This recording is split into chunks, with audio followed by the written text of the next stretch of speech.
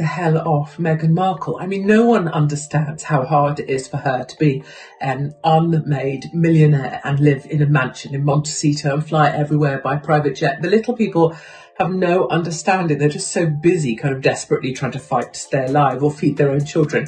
They can't comprehend how hard it is for Meghan now that she's married to Harry. We just really want to get to the other side of all this before we're destroyed, because everybody's so horrible to us. Oh, shut up. The average person's going to look at her and all of her millions and millions of dollars and all of the prestige that she has and say, and yet all this person can do is constantly complain. I don't think I've ever heard her say something positive. No, never. Honestly, they both bother me so much. Like, when they speak, specifically her, and I hate saying that, but like, I don't believe you. I don't trust you. Meghan Markle, the nightmare Cinderella, has been under fire for the documentary released by Archewell Productions. The 3 episodes of Harry and Meghan have left the media outraged. What started as an enticing whirlwind of romance transformed into an accusatory program. Now, what was the purpose of this documentary? And why did Prince Harry not show any love for his family? Why are there so many unfortunate incidents being recalled? Was the fairy tale fantasy destroyed by Meghan Markle herself? Before this video ends, you will have your answers. Wear your seatbelts, cause guys, you are in for a ride. So let's get started. The documentary started with a very beautiful love story describing how they started seeing each other and their journey to falling in love. We got to know various aspects of the young Duke and Duchess of Sussex, painting the couple in a very flattering light. Let's hear Camilla Tominey's view on this. If we cast aside the journalist's view, which did have a major impact on the audience, the documentary's reputation took a turn for the worse when Prince Harry said, "Really hard to look back on it now and go, what on earth happened? Like, how did we end up here?" The Duke then shares his personal feelings, explaining that he was aware of the pains of marrying into the royal family and his own insecurity about ever finding someone to put up with it. The documentary then proceeds to show the audience the racism and cruelty shown to Meghan Markle by the royal family. Well, this documentary has created some big waves in the entertainment sea as well. The celebrities are seen to be divided into 3 factions. One's sympathizing with the couple and hyping them on, such as Tamsin Outhwaite. She tweeted, "Well, I am watching that new at Netflix doc, #Harry and Meghan Netflix, and I am actually in tears. I know it's their side of the story, but I believe them and adore them." And then the ones with some neutral responses, like Gemma Collins. Speaking to the Mirror in an online interview, she said, "I've got to be honest, I really like Meghan and Harry. The only thing I would say is that they do need to be loyal to the family. They shouldn't be airing any sort of dirty laundry in public. The only gripe I have with Meghan was when she called the family the firm. I thought that was a bit near the mark." Lastly, the ones who are very enraged by this show were, not surprisingly, the British media. Piers Morgan has slammed the documentary of pity pleading from the audience. He even rendered Meghan Markle herself the reason for her destruction, while calling them Duke and Duchess of Netflix. Let's see what he has to say. Looks like Piers Morgan is not the only one out for the ex-royal couple's blood, as one of the fans contributed, saying, "Harry actually says it's amazing what people will do when offered an awful lot of money to hand over photographs and tell stories." Yes, Harry, that is exactly what you are doing in this series. Seriously, what is this man's IQ? Another one commented, "I don't believe race has anything to do with anything. She was overwhelmingly embraced, despite the usual few unhappy people that always complain. They left because they are selfish, narcissistic brats." Not to forget, the mocking gesture of the curtsy bow by Meghan Markle has brewed a storm in the media. The audience is enraged and offended by the disrespect towards the late Queen Elizabeth. They are calling her out for this atrocious behavior everywhere. Even a raging fan can't help herself from tweeting, "Why is it okay for Meghan to mock our culture in this way? Or does racism only work one way?"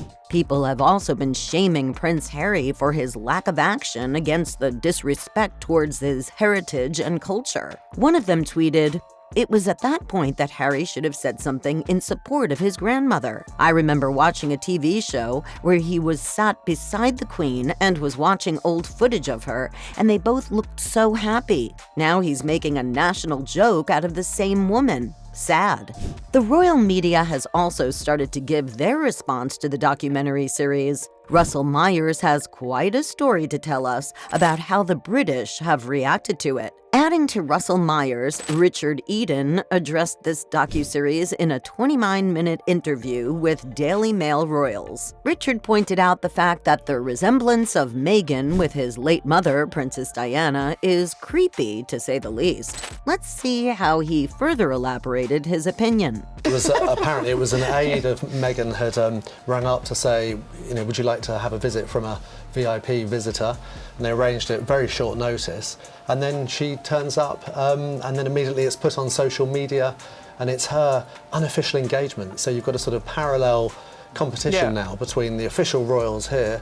Along with the mainstream media, people have been calling the Duke and Duchess hypocrites for filming a documentary when they claimed to not want to be in the spotlight when they left the royal family. In a reaction to it, a fan couldn't help but tweet, "A question begs to ask. These two ex-royals wanted out of the limelight to live a life like everyone else. So why are they continually seeking fame via the media?" All this spotlight has also highlighted the ex-royal couple's racial abuse against the royal family. The royal family's racist behavior is addressed very aggressively by Esther Krakow, the broadcaster, who says they embody everything that's toxic about this country and our conversation about race. "I don't want to live in a country where I can accuse someone of racism and they cannot fight back." And that is exactly why Meghan and Harry are doing this. They know the royal family will not fight back. Despite living the dream life of every woman in the world, all Meghan Markle has to say is how she has always been unsatisfied with the royal treatment, how people don't respect her, and many other problems she is facing in her long list of disappointments. Her humble background but extraordinary remarks reflect her inner insecurities. Her ashamed attitude about these claims is pissing people off, and many have reacted quite harshly as well. A fan tweeted, "Dear Meghan Markle, you are a duchess, you are a millionaire, you are insanely privileged, you are not oppressed. You live a much better life than the Brits you trash and who you claim oppress you. Get over yourself. Sincerely, Britain." They couldn't help but demand for their titles to be taken. An exceptionally emotional fan says, "Strip them of any link to our royal family and tell them never to return. An absolute disgrace, and his mother would be appalled at his behavior." The bombshell documentary has also graced headlines in many newspapers worldwide. Naturally, the vocabulary regarding this has been colorful. Many media outlets reported that the series was explosive and has the world talking and the royal family bracing for the worst. "There's no turning back for anyone," Germany's Bild newspaper wrote, while America's NBC said the Sussexes had renewed their clash with British royals. Some noteworthy headlines include "Scandal documentary, the royals are preparing for the worst," and another stated, "They are destroying us. Standout moments so far as Harry and Meghan Netflix series finally airs." Not only that, some journalists say that Meghan and Harry's documentary has nothing new to offer that we are not aware of, as it is. Despite all the negative heat faced by Meghan and Harry's documentary, many celebrities have been disappointed with the finished product. Stephanie Bunbury, a writer from Deadlines, states, 3 hours into Netflix doc-series Harry and Meghan, and still no tell-all truths from the darkest corners of the House of Windsor. Anyone who had expected the curtain to be lifted on the deep state machinations of the firm to protect the brand will be feeling shortchanged by Volume 1, which dropped today. Daniel D'Addario from Variety also feels the same, as reflected in his statement. As with the most recent painfully dull season of The Crown, there seems a sort of narrative stuckness, an inability or lack of desire to find the next thing to say that we haven't yet heard. Well, now it is safe to say that the reputation of the ex-royal couple has been ruined beyond repair after the release, and the future is not looking good for them. The reaction from the king has been highly anticipated by the public. The majority of them are on the royal family's side on this one. How will Harry and Meghan fight the inevitable perturbations in their sea of love? Will they be able to survive this royal fiasco? We will leave it to you to figure out. That's it for today, folks. Until next time, goodbye.